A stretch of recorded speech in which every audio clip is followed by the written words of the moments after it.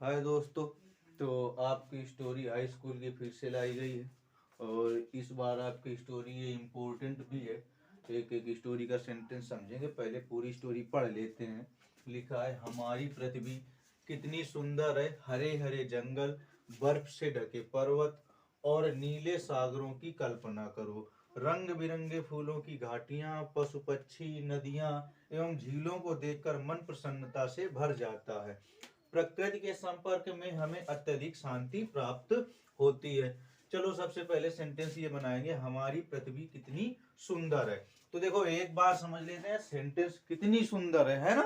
तो इसके exclamatory sentence है आपका, है ना। तो सबसे पहले यहाँ पर जो कितनी लिखा है, कितनी की अंग्रेजी हम लिख देंगे हाउ। क्या लिख देंगे? हाउ।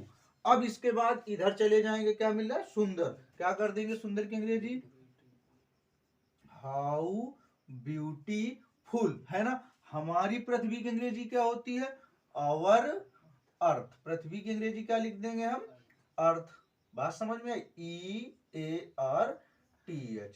तो क्या हो गया? How beautiful our earth. अब यहां पर है की अंग्रेजी लिख देंगे इज। बंद कर देंगे सेंटेंस। क्या बन गया? क्या बना? How beautiful our earth is.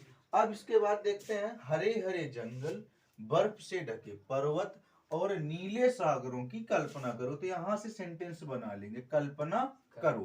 कल्पना करो की अंग्रेजी इमेजिन। यहां पर इमेजिन कर लेंगे। क्या कर देंगे? इमेजिन। क्या हो गया? किसकी इमेजिन करेंगे भाई? हरे हरे जंगल। तो हरे हरे की देखो, सबसे पहले लस लिख देंगे। क्या लिख देंगे? लस। अब फिर हरे आ जाएगा। क्या आ जाएगा? लस ग्रीन। और जंगल की अंग्रेजी क्या लिख देंगे?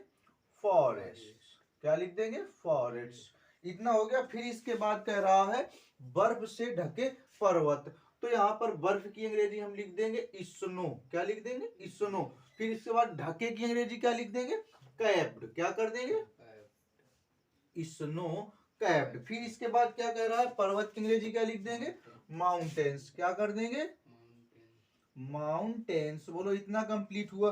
फिर इसके बाद आपका कह रहा है और क्या बचा आपका? और नीले सागरों की, है ना। तो और की अंग्रेजी हम क्या कर देंगे? एंड। क्या कर देंगे? एंड। सॉरी, हाँ, क्या लिख देंगे? एंड। अब फिर नीले की अंग्रेजी क्या होती है? ब्लू। और सागरों की अंग्रेजी लिख देंगे ओशियंस। क्या कर देंगे? ओशियंस। इतना कंप्लीट हो गया कि नहीं हो गया? फिर इसके बाद कह रहा है रंग रंगे बिरंगे फूलों की घाटियां, पशु पक्षी, नदियां एवं झीलों को देखकर मन प्रसन्नता से भर जाता है। तो इतना बना लेंगे, मन प्रसन्नता से भर जाता है। बात समझ में आएगी नहीं? तो मन की अंग्रेजी आप क्या लिख देंगे यहाँ पर?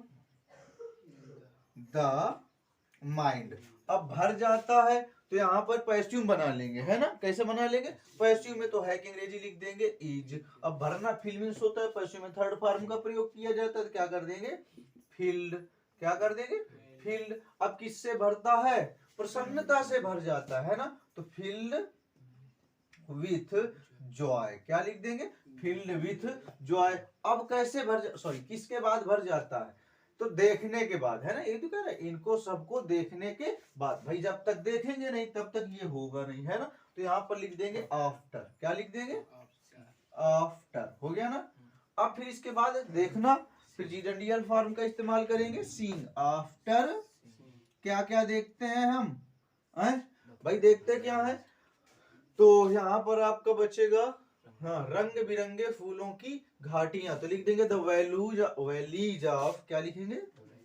The valleys of. अब इतना हो गया, घाटियां की रंग बिरंगे फूलों की, यानी कलरफुल फ्लावर्स। क्या कर देंगे? या कलर फ्लावर्स या कलरफुल। तो ऑफ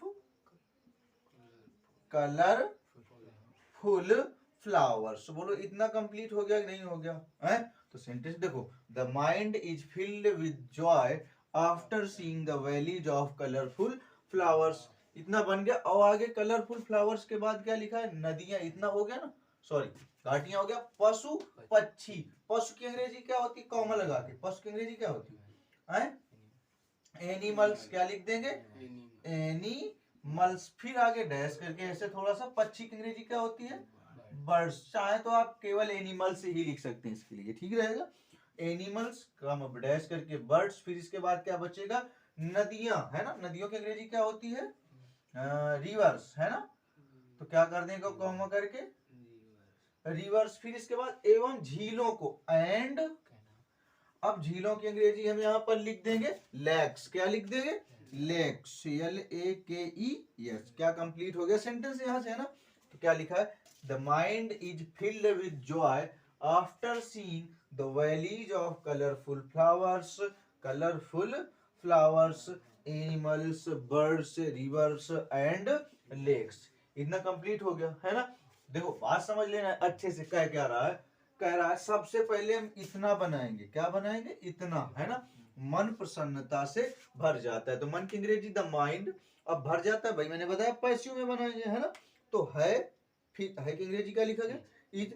अब फिल मीन्स भरना होता है, और पैसिव में हमेशा थर्ड फॉर्म का प्रयोग किया जाता है, तो क्या हो जाएगा, इज फिल्ड। अब के साथ भरता है भाई, प्रीपोजिशन जोड़ा जाएगा, है ना। तो क्या हो गया, प्रीपोजिशन आपका विद, फिर इसके बाद क्या लिखा है, किससे भरता है, प्रसन्नता से, प्रसन्नता की अंग्रेजी जॉय।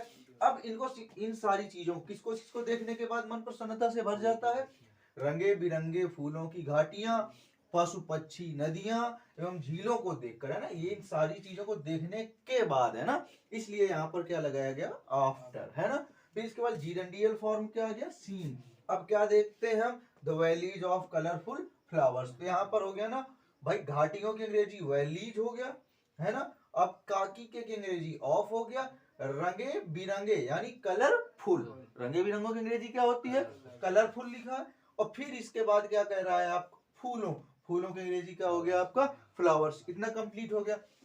अब फिर इसके बाद इतना हो गया, और क्या बचा आपका, पशु की अंग्रेजी क्या लिख दी गई, एनिमल्स। और फिर इसके बाद आपका बचा पक्षी, पक्षी की अंग्रेजी क्या लिख दी गई, बर्ड्स, फिर कॉमा लगा के नदियों की अंग्रेजी रिवर्स, और फिर और एवं की अंग्रेजी एंड। फिर इसके बाद कह रहा है किसको देखते हैं हम, झीलों को, है ना। तो क्या हो गया, लेक्स। बोलो बात समझ में आई कि नहीं आई। फिर इसके बाद आपका क्या करें, प्रकृति के संपर्क में हमें अत्यधिक शांति मिलती है, तो हम यहां से बना लेंगे, हमें अत्यधिक शांति प्राप्त होती है, तो हमें अंग्रेजी क्या लिख देंगे, वी, है ना। मिलती है या पाते हैं तो क्या लिख देंगे, गेट, है ना, वी गेट। अब अत्यधिक की अंग्रेजी इमेंस, क्या होता है, इमेंस, क्या होता है, इमेंस, तो वी गेट इमेंस, इतना हो गया ना, हो गया। फिर इसके बाद क्या मिलती है, अत्यधिक की अंग्रेजी यहाँ पर इमेंस, और शांति की अंग्रेजी क्या लिख देंगे, पीस, क्या लिख देंगे, पीस, है ना। तो हम अत्यधिक शांति मिलती है ना। अब क्या बचा, प्रकृति के संपर्क में, तो में की अंग्रेजी क्या लिख देंगे, इन, है ना।